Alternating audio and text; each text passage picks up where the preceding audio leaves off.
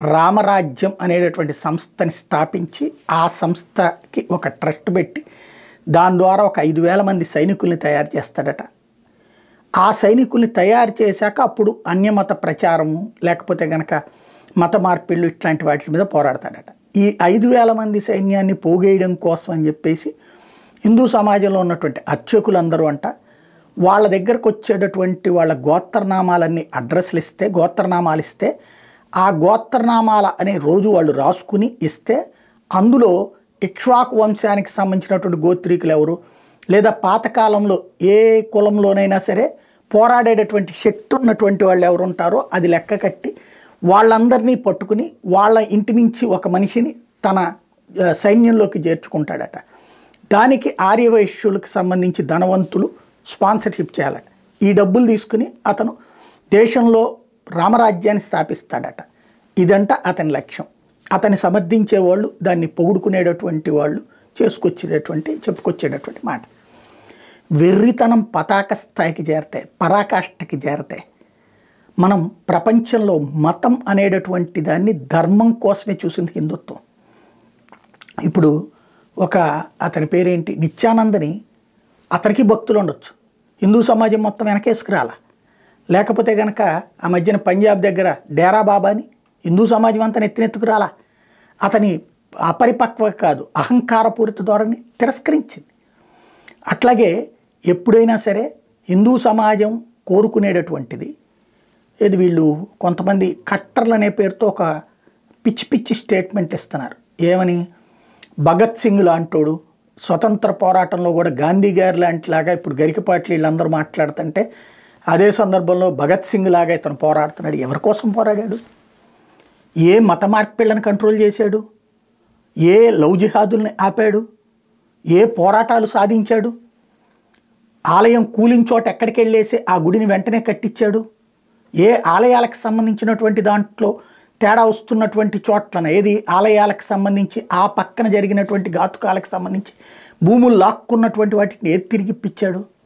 బేసిక్గా ఇక్కడ సమస్య ఏంటయ్యా అంటే జాగృతమైనటువంటి హిందూ సమాజం, చైతన్యవంతమవుతున్నటువంటి హిందూ సమాజం, హిందూ జాతి అంతానికి జరుగుతున్నటువంటి కుట్రని గ్రహించినటువంటి హిందూ సమాజం, అంతర్జాతీయ కుట్రని గ్రహించినటువంటి హిందూ సమాజం చైతన్యవంతులు అవుతున్నటువంటి వేళ దాన్ని దారి తప్పించేటటువంటి వ్యవహారం, ఆ వ్యవస్థని దిగజార్చి ప్రపంచానికి చూపించేటటువంటి వ్యవహారం, ప్రపంచ దేశాలు హిందుత్వాన్ని కామెడీ చేయాలని చూస్తుంటే లేదని హిందుత్వమే కరెక్ట్ అని చెప్పి ఆయా దేశాల్లో ప్రజలందరూ చైతన్యవంతులు అవుతున్నటువంటి సందర్భంలో వాళ్ళు హిందుత్వం వైపుకి ఆకర్షితులవుతున్నటువంటి సందర్భంలో తన మాట ద్వారా, తన చేష్ట ద్వారా, తన అహంభావ ప్రదర్శన ద్వారా మొత్తాన్ని నాశనం చేశాడు ఇతను.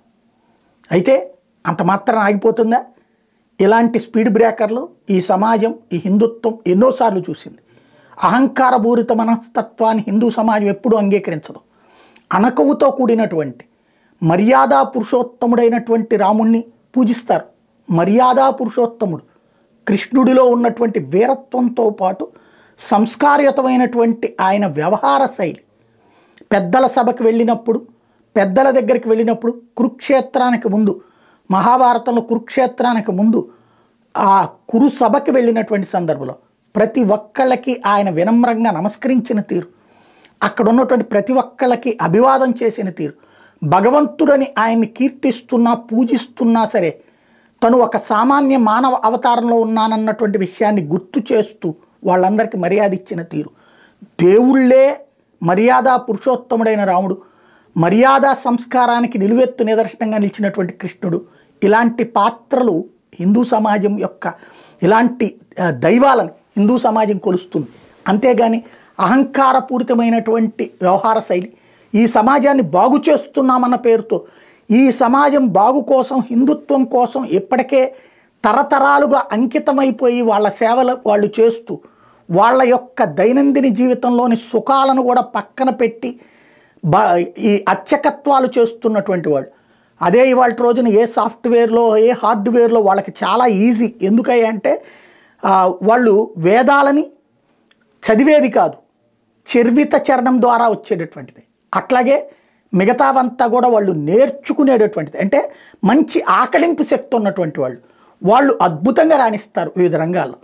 కానీ వాళ్ళు దైవం పట్లన తమకి భగవంతుడిచ్చినటువంటి అవకాశం పట్ల చైతన్యంతో చేస్తున్నటువంటి ఒక చక్కటి బాధ్యత. ఇప్పటికే అనేక ఆలయాలకి అర్చకులు లేక బోసిపోతూ చివరికి ఆలయాలకి అర్చకులు లేకపోవడం వలన మతమార్పిడులు జరుగుతున్నాయి గిరిజన దళిత ప్రాంతాలలో.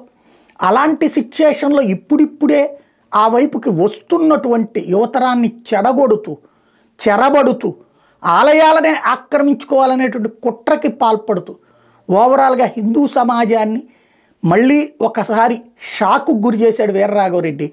ఓవరాల్గా ఒక నాస్తికులు, ఒక హేతువాదులు, ఒక హిందూత్వేషులు, ఒక వామపక్షీయులు సంతోషపడేటటువంటి పని చేశాడు. తద్వారా హిందూ సమాజానికి సంబంధించి ఒక పెద్ద రెడ్ సిగ్నల్ కాదు, హిందూ సమాజాన్ని ఎలర్ట్ చేశాడు. అతను చేసిన ఈ దురాగతం ద్వారా హిందూ అనే పేరు పెట్టుకున్నంత మాత్రం కరెక్ట్ కాదు, బాధ్యతగా ఉండాలన్నటువంటి విషయాన్ని ఇప్పుడు గుర్తు చేసినట్టయింది.